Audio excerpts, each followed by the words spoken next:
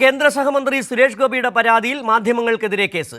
തൃശൂർ രാമനിലയത്തിൽ മാധ്യമപ്രവർത്തകർ അനുവാദമില്ലാതെ കയറി. സുരേഷ് ഗോപിയെ കാറിൽ കയറാൻ അനുവദിക്കാതെ തടഞ്ഞു. സുരക്ഷാ ഉദ്യോഗസ്ഥൻ വിഷ്ണുരാജിനെ ഭീഷണിപ്പെടുത്തി തള്ളി മാറ്റി എന്നിവയാണ് പരാതിയിലെ ആരോപണങ്ങൾ. വിവരങ്ങളുമായി തിയോഫിൻ ചേരുന്നു. തിയോഫിൻ, ഈ ദൃശ്യങ്ങൾ അന്ന് മുതൽ മാധ്യമങ്ങൾ കാണിക്കുന്നതാണ്.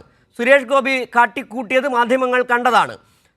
തന്നോട് ഇഷ്ടമുള്ള താൻ പറയുന്ന ചോദ്യങ്ങൾ ചോദിക്കണം എന്ന് പറഞ്ഞ് ആക്രോശിച്ചുകൊണ്ട് മാധ്യമങ്ങൾക്ക് നേരെ വന്ന് മാധ്യമങ്ങളെ തള്ളി മാറ്റിയ സുരേഷ് ഗോപിയാണ് കേരളം അന്ന് കാണുകയും ചെയ്തത്. ഇപ്പോൾ സുരേഷ് ഗോപി പരാതിയുമായി എത്തിയിരിക്കുകയാണ്. തന്നെയാണ് ആക്രമിച്ചതെന്ന രീതിയിൽ ദൃശ്യങ്ങൾ കള്ളം പറയില്ല എന്ന് ഈ ചാനലുകളിലടക്കം കണ്ടവർക്ക് മനസ്സിലാകുകയും ചെയ്യുന്നുണ്ട്. തിയോഫിൻ,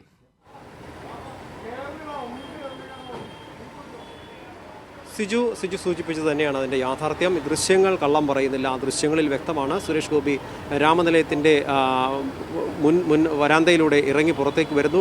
അതിൻ്റെ ഗ്ലാസ് ഡോറിൽ നിന്ന് പുറത്തേക്ക് ഇറങ്ങി വരുമ്പോൾ താഴെയാണ് മാധ്യമപ്രവർത്തകർ നിൽക്കുന്നത്. പടിക്കെട്ടിറങ്ങി താഴെ എത്തി അദ്ദേഹത്തിൻ്റെ കാറിൻ്റെ ഹാൻഡിലിൽ കൈവച്ചതിന് ശേഷമാണ് സുരേഷ് ഗോപി മാധ്യമപ്രവർത്തകരെ തള്ളി മാറ്റുന്നത്. അവിടെ എവിടെയാണ് ഈ വഴി തടഞ്ഞു എന്ന് പറയുന്നതിന് പ്രായോഗികത? അപ്പോൾ ഒരു മാധ്യമപ്രവർത്തകർക്കെതിരെ ഒരു കേസ് കൊടുക്കുക എന്നുള്ളത് മാത്രമാണ്, അല്ലെങ്കിൽ അത്തരത്തിലൊരു നടപടിയാണ് സുരേഷ് ഗോപി സ്വീകരിച്ചത്. ഇതിനാസ്പദമായ ഒരു കാരണം കൂടിയുണ്ട്. ഈ സംഭവം ഉണ്ടാകുമ്പോഴും സുരേഷ് ഗോപി പലപ്പോഴും ഇത്തരത്തിൽ വളരെ മോശമായ രീതിയിൽ പെരുമാറിയിട്ടുള്ള ആളാണ്, പ്രകോപനം കാണിച്ചിട്ടുള്ള ആളാണ്. അപ്പോൾ അതുകൊണ്ട് അത്തരത്തിലൊരു സംഭവം സാധാരണ സംഭവമായിട്ട് ഒരുപക്ഷെ മാധ്യമങ്ങൾ അത് തള്ളിക്കളയുമായിരുന്നു. ആ സാഹചര്യത്തിലാണ് ഇതിനിടെ പ്രതിഷേധം വളരെ വ്യാപകമായി ഉയരുകയും ചെയ്തത്. പൊതുപ്രവർത്തകർ ഉൾപ്പെടെ വലിയ ശക്തമായ പ്രതിഷേധം ഇക്കാര്യത്തിൽ ഉയർത്തി. ഇതിന് പിന്നാലെ മുൻ MLA ആയ അനിൽ അക്കര ഒരു പരാതി നൽകിയിരുന്നു സുരേഷ് ഗോപിക്കെതിരെ. ഈ വിഷയത്തിൽ മാധ്യമപ്രവർത്തകരെ കയ്യേറ്റം ചെയ്ത സംഭവത്തിൽ അതിൻ്റെ കൗണ്ടർ കേസ് എന്ന നിലയിലാണ് സുരേഷ് ഗോപി ഇത്തരത്തിലൊരു ഒരു പരാതി നൽകിയിട്ടുള്ളത്. ഇന്നലെ വൈകിട്ടാണ്, ഒരു സന്ധ്യയോടുകൂടിയാണ് ഈ പരാതി പോലീസിന് ലഭിക്കുന്നത്. തൃശ്ശൂർ സിറ്റി പോലീസ് കമ്മീഷണർക്ക് നൽകിയ പരാതിയിൽ തൃശ്ശൂർ ഈസ്റ്റ് പോലീസാണ് കേസെടുത്തത്. ഇന്നലെ രാത്രി ഒരു 12 മണിയോടടുപ്പിച്ചാണ് പോലീസ് ഈ സംഭവവുമായി ബന്ധപ്പെട്ട FIR രജിസ്റ്റർ ചെയ്ത മാധ്യമപ്രവർത്തകർക്കെതിരെ കേസെടുത്തത്.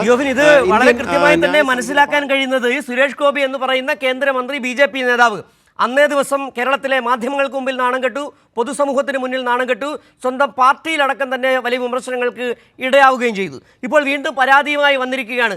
ഈ സുരേഷ് ഗോപിയുടെ ന്യായം ശരിയാണെങ്കിൽ കേരളത്തിലെ എല്ലാ മാധ്യമപ്രവർത്തകർക്കെതിരെയും ഇവിടുത്തെ രാഷ്ട്രീയ നേതാക്കൾ കേസുമായി മുന്നോട്ട് പോകേണ്ടതാണ്.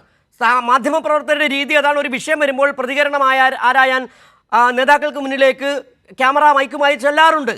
അങ്ങനെ ഈ ക്യാമറയുമായി ചെല്ലുന്നവർ, മൈക്കുമായി ചെല്ലുന്നവർക്ക് എതിരെയെല്ലാം കേസെടുത്താൽ അതിനേ സമയം കാണത്തുള്ളൂ. രാഷ്ട്രീയ നേതാക്കളെല്ലാം ഇങ്ങനെ കേസ് കൊടുക്കേണ്ടതാണോ എന്ന ചോദ്യം കൂടി ഇവിടെ ഉയരുകയാണ്. സുരേഷ് ഗോപി അന്ന് കാട്ടിക്കൂട്ടിയതൊക്കെ കേരളത്തിലെ മാധ്യമങ്ങൾ കണ്ടതാണ്. ഇവിടെ ആരെ പറ്റിക്കാനാണ് സുരേഷ് ഗോപിയുടെ ഈ പരിപാടി എന്നുള്ള ചോദ്യം വീണ്ടും ഉയരുകയാണ്.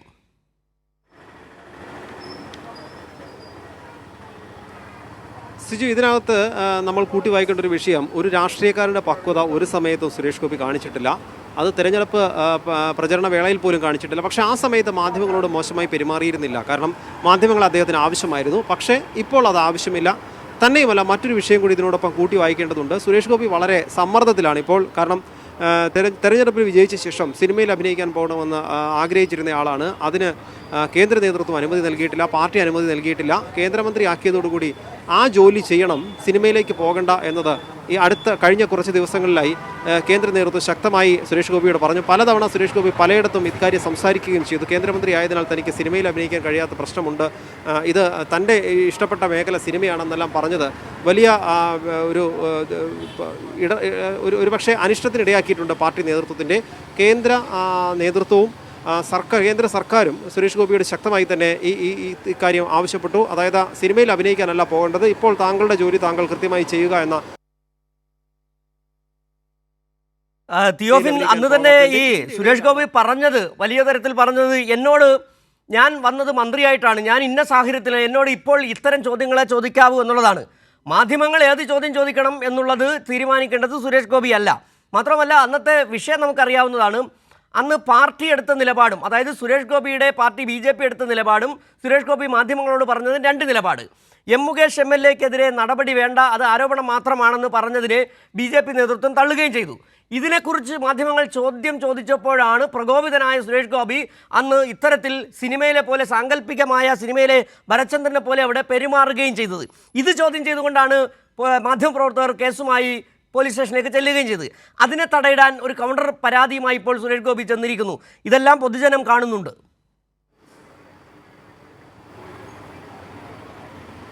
സിജു, തീർച്ചയായും ജനങ്ങൾ നേരത്തെ സിജു സൂചിപ്പിച്ചതുപോലെ തന്നെ ഈ ദൃശ്യങ്ങൾ എല്ലാവർക്കും മുന്നിലുള്ളതാണ്, എല്ലാവരും കണ്ടുകൊണ്ടിരിക്കുന്നതുമാണ്.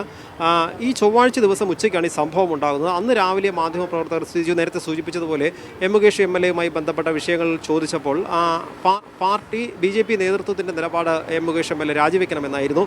പക്ഷേ സുരേഷ് ഗോപിക്ക് അത്തരത്തിലൊരു നിലപാടില്ല. കാരണം താൻ അപ്പോൾ സുരേഷ് ഗോപി സംസാരിച്ചത് ഒരു സിനിമാക്കാരനായിട്ടാണ്, രാഷ്ട്രീയ പ്രവർത്തകനായിട്ടല്ല. ഇത് പിന്നീട് BJP സംസ്ഥാന അധ്യക്ഷനോട് മാധ്യമപ്രവർത്തകർ ചോദിച്ചപ്പോൾ BJP നേതൃത്വത്തിൻ്റെ നിലപാട് അവർ വ്യക്തമാക്കുകയും ചെയ്തു. കാരണം പാർട്ടിയുടെ നിലപാടല്ല പറഞ്ഞത്, പാർട്ടിയുടെ നിലപാട് പാർട്ടി അധ്യക്ഷൻ എന്ന നിലയിൽ താനാണ് പറയേണ്ടത് എന്ന് കെ സുരേന്ദ്രൻ പറഞ്ഞു. സുരേഷ് ഗോപി സംസാരിച്ചത് സിനിമാ നടനായിട്ടായിരിക്കാം, ആ മേഖലയിൽ ഉണ്ടായിരുന്ന ആളായതുകൊണ്ട് അതായിരിക്കുമെന്ന് പറഞ്ഞ് തള്ളുകയും ചെയ്തു. ഇതിൻ്റെ അടിസ്ഥാനത്തിലാണ് ഉച്ചയ്ക്ക് രാമനിലയത്തിൽ വെച്ച മാധ്യമപ്രവർത്തകർ സുരേഷ് ഗോപിയുടെ അഭിപ്രായം തേടിയത്. കാരണം പാർട്ടി നേതൃത്വം താങ്കളുടെ നിലപാടിനെ തള്ളിയിരിക്കുന്നു, ഇനി താങ്കൾക്ക് എന്താണ് മറുപടി പറയാനുള്ളത് എന്നാണ്. ഇത് നമ്മുടെ ആവശ്യമല്ല, ജനങ്ങൾ അറിയാൻ കാത്തിരിക്കുന്നു എന്നതുകൊണ്ടാണ് മാധ്യമപ്രവർത്തകർ ചോദിച്ചത്. ജനങ്ങൾക്ക് വേണ്ടിയാണ് മൈക്കും ക്യാമറയുമായി മാധ്യമപ്രവർത്തകർ അദ്ദേഹത്തെ മുന്നിലേക്ക് എത്തിയത്. പക്ഷേ അവിടെ സുരേഷ് ഗോപി പാർട്ടി നേതൃത്വം തൻ്റെ നിലപാട് തള്ളിയതിനോടും ഇതിലുള്ള പ്രകോപനവും തന്നെയുമല്ല, ഞാൻ നേരത്തെ സൂചിപ്പിച്ചതുപോലെ സിനിമയിൽ അഭിനയിക്കാൻ വിടില്ല എന്ന് പാർട്ടി നേതൃത്വം പറഞ്ഞതുകൂടിയുള്ള അതിൻ്റെ ഒരു അമർഷവും ആ സമ്മർദ്ദമെല്ലാം കൂടി ചേർത്താണ് സുരേഷ് ഗോപി ഇത്രയും മോശമായി പെരുമാറിയത്. തന്നെയുമല്ല, അപക്വമായ രീതിയിൽ മാധ്യമങ്ങളോട് പ്രതികരിക്കരുത് എന്നൊരു നിർദ്ദേശം സുരേഷ് ഗോപിക്ക് പാർട്ടി നേതൃത്വം നൽകിയെന്നാണ് നമുക്കറിയാൻ കഴിയുന്ന സൂചന. അതിൻ്റെ കൂടി അടിസ്ഥാനത്തിൽ നിൽക്കുമ്പോഴാണ് ഇറങ്ങി വരുമ്പോൾ അതും സുരേഷ് ഗോപിയുടെ ആരോപണം തികച്ചും തെറ്റാണ്. ഞാൻ നേരത്തെ സൂചിപ്പിച്ചതുപോലെ ഇറങ്ങി വന്ന് കാറിൻ്റെ ഡോറിൽ പിടിച്ചു നിന്നുകൊണ്ടാണ് മാധ്യമപ്രവർത്തകരെ തള്ളി മാറ്റുന്നത്. അതുവരെ അയാൾക്ക് അദ്ദേഹത്തിന് വഴിയിൽ ഒരു തടസ്സവുമില്ല. ആ വഴിയിൽ തടസ്സമുണ്ടാക്കിയെന്ന ആരോപണം തികച്ചും തെറ്റാണ്. ഈ വിഷയത്തിൽ മാധ്യമപ്രവർത്തകർ പരാതി നൽകാൻ ഒരു ഉദ്ദേശവും ഉണ്ടായിരുന്നില്ല. കാരണം സാധാരണ രീതിയിൽ ഒരു പ്രകോപനപരമായി സുരേഷ് ഗോപി പലതവണ പെരുമാറിയിട്ടുള്ളതാണ്. അതുകൊണ്ട് തന്നെ ആ കൂട്ടത്തിലെ കണക്കാക്കിയിരുന്നുള്ളൂ. പക്ഷേ മാധ്യമപ്രവർത്തകർക്ക് നേരെ ഉണ്ടായ കയ്യേറ്റം റിപ്പോർട്ട് ചെയ്യുകയും ചെയ്തു. അതിൽ അവസാനിക്കേണ്ട വിഷയമായിരുന്നു. പക്ഷേ അതിനിടയിലാണ് പൊതുപ്രവർത്തകരെല്ലാം ശക്തമായ പ്രതിഷേധം ഈ വിഷയത്തിൽ ഉയർത്തിയത്. സുരേഷ് ഗോപിക്ക് പണ്ട് മുതൽ അദ്ദേഹത്തിൻ്റെ ഈ സിനിമയിലെ ഭാഷയിൽ തന്നെ പറഞ്ഞാൽ കലിപ്പാണ് സുരേഷ് ഗോപിക്ക് മാധ്യമങ്ങളോട്, പ്രത്യേകിച്ചും കൈരളി ന്യൂസിനോടടക്കം.